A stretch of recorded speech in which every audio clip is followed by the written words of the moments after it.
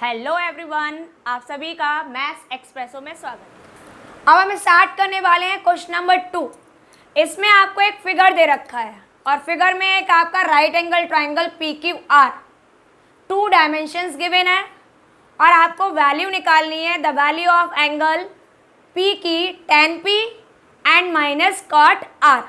तो कैसे निकालेंगे रिजल्ट, आइए देखते हैं। तो पहले आपने एक ट्राइंगल ड्रॉ किया जो भी आपको दे रखा था पी क्यू आर। यहाँ पर जो आपकी हाइपोटेनियस है ये है 13 और ये वाली आपकी साइड पी क्यू दे रखा है 12 सेंटीमीटर। और इसके साथ में आपको फाइंड करनी है the value of tan p minus cot R. ठीक है, तो इसका मतलब तो ये हुआ ना कि tan p और कॉट आर, tan में होता है परपेंडिकुलर और बेस, और कॉट में क्या होता है बेस एंड परपेंडिकुलर। लेकिन आपका जो फिगर दे रखा है उसमें हमें सिर्फ 2 डायमेंशंस पता है। अगर इसको परपेंडिकुलर लें तो हमें बेस नहीं दे रखा है, और अगर इसको बेस माने तो हमें परपेंडिकुलर नहीं दे रखा है।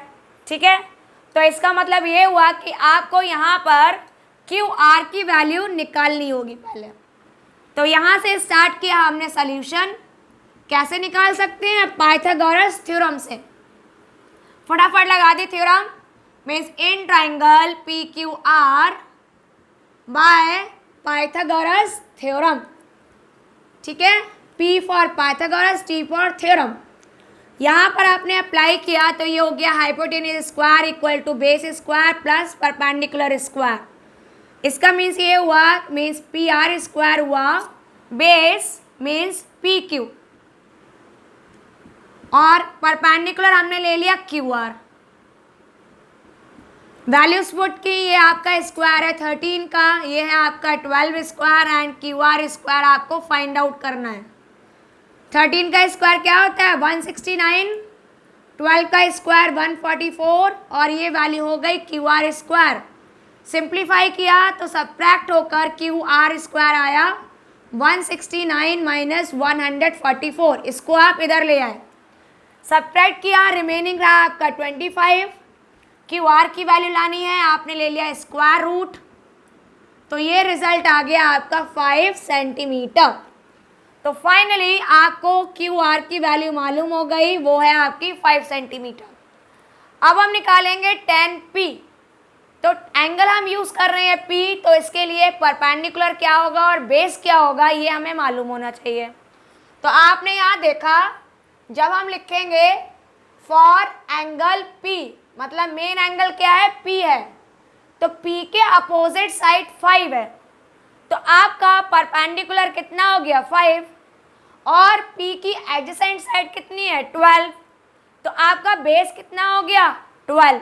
तो आपने यही लिखा फॉर एंगल P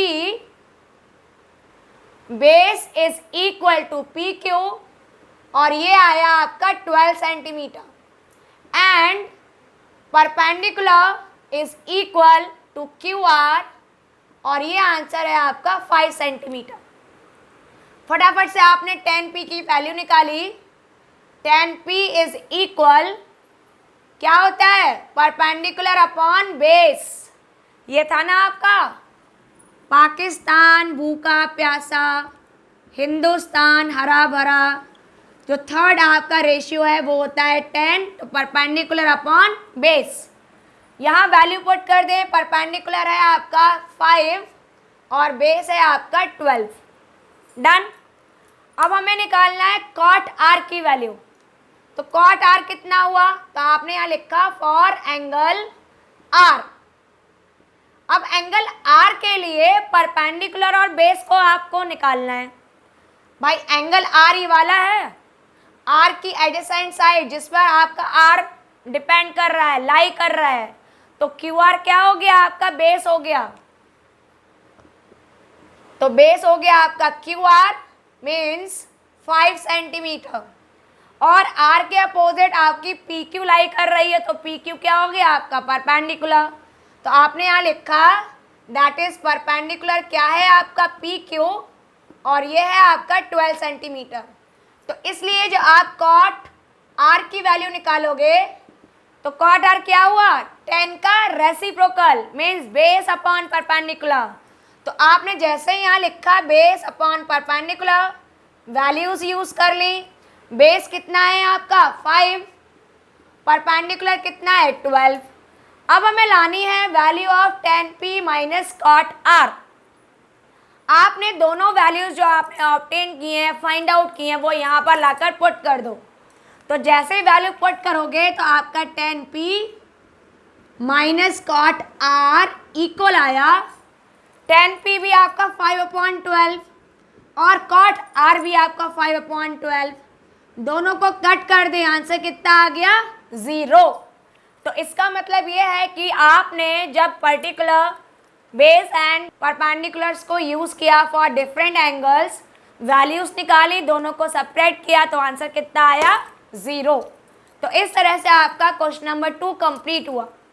क्या हम इसका आंसर बिना वैल्यू को निकालकर सॉल्व कर सकते थे? बिल्कुल कर सकते हैं। देखो अभी मैं आपको यहाँ पर एक और मेथड बताती हूँ इस क्वेश्चन को सॉल्व करने का, जिसमें हमें इस वैल्यू को QR को निकालने की रिक्वायरमेंट भी नहीं होगी, ठीक है। और ये सिर्फ इसी क्वेश्चन में अप्लाई हो रहा है, तो हम यहाँ पर इसको अप्लाई कर सकते हैं, ठीक है। तो देखिए आप अगर सॉल्व करें इसी सम को तो कैसे करेंगे ये, और देखो तो ये है आपका second method for solving the sum. तो अब हम यहाँ पे कोई भी वैल्यू नहीं निकालेंगे, नई जो दे रखी है उसी का यूज हो जाएगा। तो यहाँ पर हमने लिखा आपके पास में है एंगल P, तो आपने बस ये लिखा फॉर एंगल P परपेंडिकुलर और बेस की वैल्यू निकाली। क्यों निकाली? क्योंकि 10 में आपको परपेंडिकुलर और बेस की रिक्वायरमेंट है। एंगल P के अपोजिट है QR, तो परपेंडिकुलर कितना हो गया QR, और बेस क्या हुआ, तो बेस है आपका PQ, तो ये हो गया आपका PQ, ठीक है। अब हमने निकाला दूसरा एंगल R यूज करना है, तो एंगल R लिखा।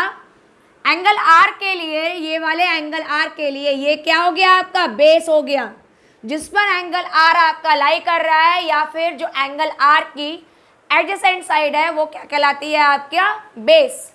तो आपने यहाँ पुट किया तो आपका परपेंडिकुलर और बेस निकालेंगे, तो परपेंडिकुलर तो होगा PQ और बेस क्या होगा QR। वैल्यूज पुट कर दी PQ एंड QR। अब आपको निकालना है आंसर, और आंसर किसके लिए लाना है 10p माइनस कॉट आर के लिए। तो जब हम यहाँ लिखेंगे 10p की वैल्यू, तो 10p क्या होगा परपेंडिकुलर अपॉन बेस। परपेंडिकुलर कितना है QR और बेस है आपका PQ, ठीक है। और एंगल R के लिए निकालना है कॉट R की वैल्यू, तो कॉट R कितना हुआ बेस अपॉन परपेंडिकुलर। बेस कितना है QR और परपेंडिकुलर क्या है PQ। अब आंसर जो लाना है उसमें हमें लाना था 10p माइनस कॉट R। इनकी वैल्यूज यहाँ लाकर पुट कर दो। तो यहाँ जैसे ही पुट करेंगे तो ये वैल्यू हो गई QR upon PQ minus QR upon PQ। दोनों बिल्कुल एक जैसे हैं, कट गए और आंसर आ गया 0। तो आपने देखा कि यहाँ हमने जो बेस है, जो रिमेनिंग साइड है QR, उसकी वैल्यू भी नहीं निकाली, फिर भी आपका आंसर सॉल्व होकर आ गया। तो ये था आपका क्वेश्चन नंबर 2 को सॉल्व करने का सेकंड मेथड।